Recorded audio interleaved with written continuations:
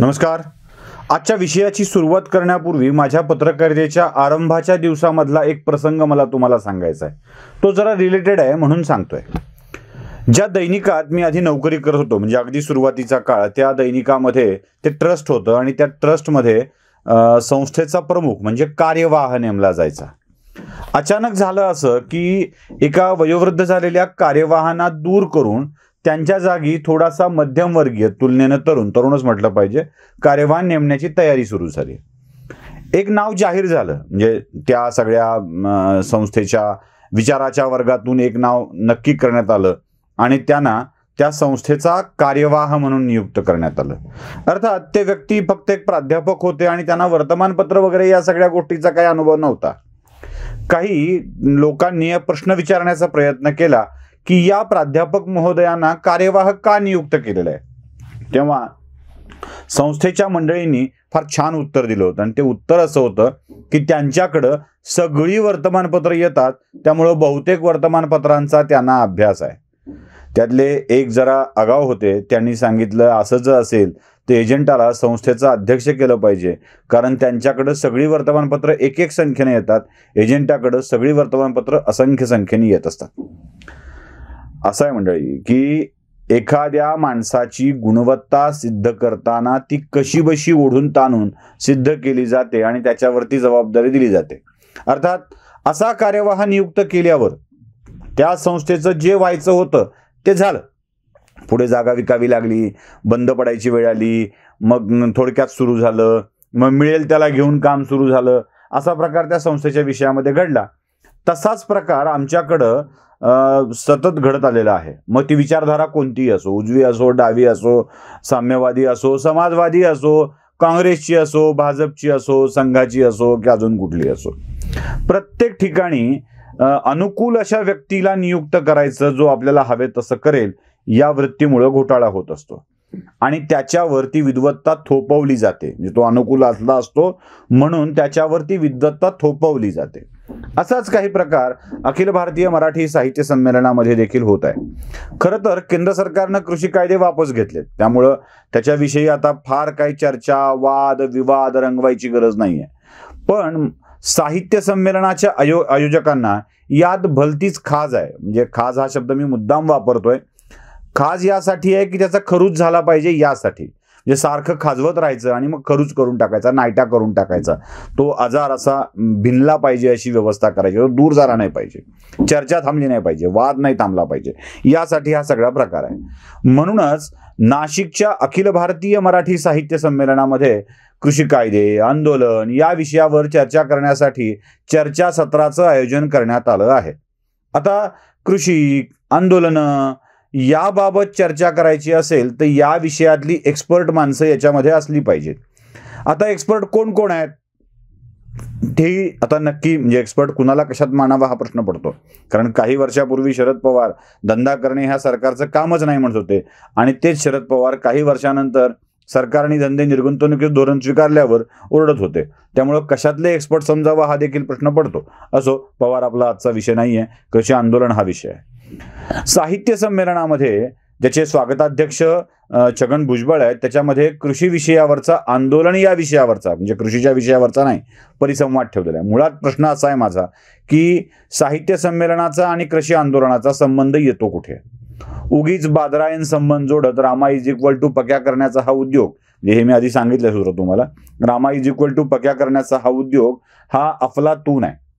बरं, आंदोलनाच्या बाबतची चर्चा साहित्य संमेलनात ठेवली आहे तर त्याविषयी भाष्य करण्यासाठी एक आहेत भास्कर चंदनशिव, वयोवृद्ध साहित्यिक आहेत. लाल चिखल नावाचा त्यांचा कृषी विषयाच्या दरावरचा जो कथा आहे ती फार प्रसिद्ध आहे. ती अभ्यासालाही होती, मधल्या काळामध्ये 10वीच्या अभ्यासक्रमासाठी ती होती. ते कृषी साहित्यिक भास्कर चंदनशिव हे या चर्चासत्राचे अध्यक्ष आहेत. आणि त्यासोबत आणखी एक प्राध्यापक शेषराव मोहिते, जे शेतकरी संघटनेचं काम करतात, ते देखील या संमेलनामध्ये सहभागी होणार आहेत. जरा उरलेली नावं आपण तपासून बघणं आवश्यक आहे. म्हणजे शेती, कृषी या विषयावरचा अभ्यास मांडणारी मंडळी आणि उरलेली नावं जरा तपासून बघणं आवश्यक आहे. एक आहेत पत्रकार निशिकांत भालेराव, ज्यांनी काही काळ ॲग्रोवनमध्ये काम केलं, ते सोडून दिलं. त्यानंतर त्यांनी स्वतःचा आधुनिक किसान नावाचा एक नियतकालिक चालवण्याचा प्रयत्न केला, तोही प्रकार अपयशी ठरला. बाकी हे 2 ठिकाणी त्यांचं काम करून सोडून देणं असा विषय जर सोडला, म्हणजे आधुनिक किसानसाठी काम करणं, आधुनिक किसानसाठी काम करताना काही शेती विषयाशी संबंधित येणं, आणि ॲग्रोवनचं सकाळ ग्रुपच्या भांडवलशाही वर्तमानपत्राच्या एका भांडवलशाही नियतकालिकाचे भांडवलशाहीला विरोध करणाऱ्या विचारधारेचे निशिकांत भालेराव हे 2 अपवाद वगळता अन्य कोणत्याही विषयात कृषीशी संबंधित नाही आहेत. म्हणजे त्यांची शेती आहे, त्यांना काय अभ्यास आहे असं नाही. आमच्याकडे एक म्हण आहे, आमलेटची चव कळायला अंड खावं लागतं, अंड द्यावं नाही लागत. त्यामुळं शेतीचा अभ्यास शेतीच्या बाहेर राहून करता येऊ शकतो, हे खरं आहे. पण तसा यांचा शेतीशी फारसा संबंध नाही आहे.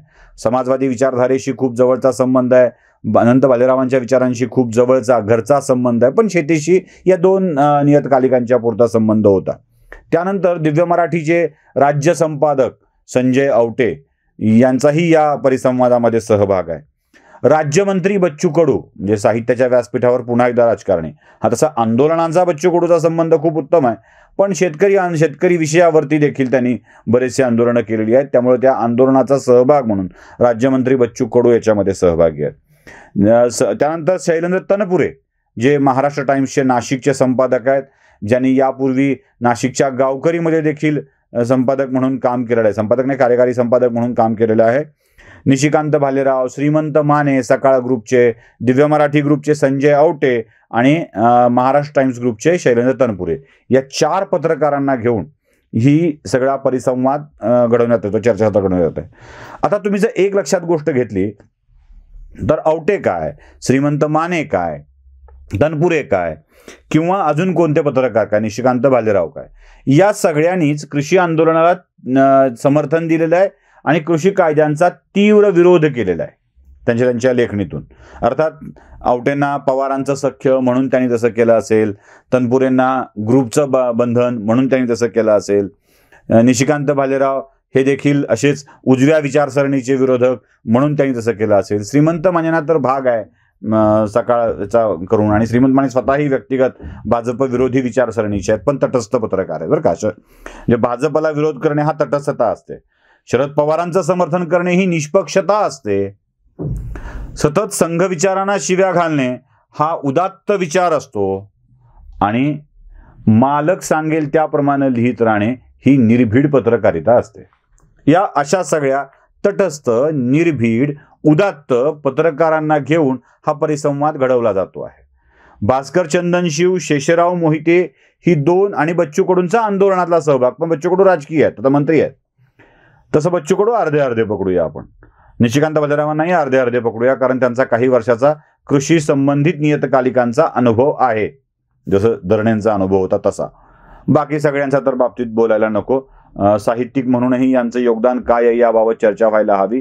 एकमेव पुस्तक ज्यावरती देखील आक्षेप आहे ओबामावरचं लिहिलेलं, ते देखील घेऊन संजय आवटे आता बोलणार आहेत, ते साहित्यिक आहेत.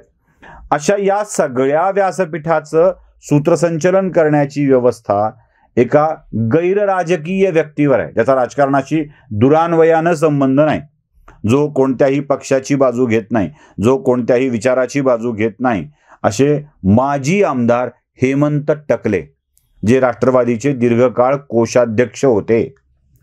हेमंत टकले या व्यासपीठाचं सूत्रसंचालन करणार आहेत. या उद्घाटनाला उद्धव ठाकरे येणार आहेत, समारोपाला शरद पवार येणार आहेत, स्वागताध्यक्ष म्हणून छगन भुजबळ आहेत, आणि त्यात कृषी आंदोलनाचा वेगळा परिसंवाद घेतला जातो आहे, कारण साहित्य संमेलनातून समाजातील या वेगवेगळ्या घटकांच्या आंदोलनाला स्थान मिळालं पाहिजे असा हा हेतू आहे. आणि त्यात हे सगळी गैर राजकीय मंडळी ज्यांचा शेतीशी खूप जवळचा संबंध आहे, खूप जवळचा, म्हणजे ज्यांचा बाप शेतकरी आहे, ज्यांनी जे शेतात राबलेत, ज्यांना शेतीच्या खऱ्या खुऱ्या समस्या माहीत आहेत, म्हणजे अंड खाऊन आमलेटची चव जाणणारी ही सगळी मंडळी, अंड दिलेली नाही, म्हणजे साधं गणित आहे ते. संजय आवटे, शैलेंद्र तनपुरे, निशिकांत भालेराव, बच्चू, श्रीमंत माने यांचा शेतीशी खूप जवळचा संबंध आहे असं साहित्य संमेलनाच्या आयोजकांना वाटलं असावं, म्हणूनच त्यांनी या सगळ्यांना या परिसंवादासाठी बोलवलेलं आहे. मी शेषराव मोहितेंचं नाव यासाठी यामध्ये घेत नाहीये की शेषराव मोहितेंचा शेतकरी संघटनेतला काम खूप महत्त्वाचं आहे, मोलाचं आहे आणि त्यांच्या त्याबाबतच्या अभ्यासाला शंका घेता येत नाही अशा स्वरूपाचं ते काम आहे, म्हणून मी शेषराव मोहितेंना यामध्ये ओढत नाही आहे. पण बाकीची जी सगळी मंडळी आहे ती एकतर राजकीय आहेत किंवा राजकीय पक्षाचं लांगुलचालन करणारी आहेत. अखिल भारतीय मराठी साहित्य संमेलनामध्ये यांच्याकडून पुन्हा एकदा कृषी आंदोलनावर किंवा भाष्य करायला लावायचं, मोदी विरोधात बोलायला लावायचं, केंद्र सरकार विरोधात बोलायला लावायचं आणि साहित्य संमेलनात केंद्र सरकार विरोधातला सूर अशा बातम्या छापून आणून पुन्हा बदनामीची मोहीम चालू ठेवायची. कारण महाराष्ट्र टाइम्स, सकाळ, दिव्य मराठी यांच्यासारखी संपादक तिथे उपस्थित असतील तर या 3 दैनिकात तरी याविषयीच्या चांगल्या बातम्या येणार हे सूर्यप्रकाशा इतकं स्पष्ट आहे. त्यामुळे या 3 दैनिकात बातम्या छापून आल्या की एक केंद्र सरकार विरोधाचा जनआक्रोश पसरलेला आहे हे दाखवायला संधी राहते आणि संचलन राष्ट्रवादी काँग्रेस पक्षाचे माजी आमदार असलेले, कोषाध्यक्ष असलेले आणि तटस्थ गैरराजकीय असलेले हे मंटकले करणार आहेत. त्यामुळे इथे असा काही तटस्थपणा जाईल असा काही संधी नाही आहे. या स्वरूपाच्या सगळ्या कृती या साहित्य संमेलनाच्या आयोजनामागचा हेतू स्पष्ट करणाऱ्या आहेत आणि त्यांना काय घडवायचं आहे हे सांगणारे आहेत. व्हिडिओ आवडला असेल तर लाईक, शेअर आणि सबस्क्राईब नक्की करा. धन्यवाद.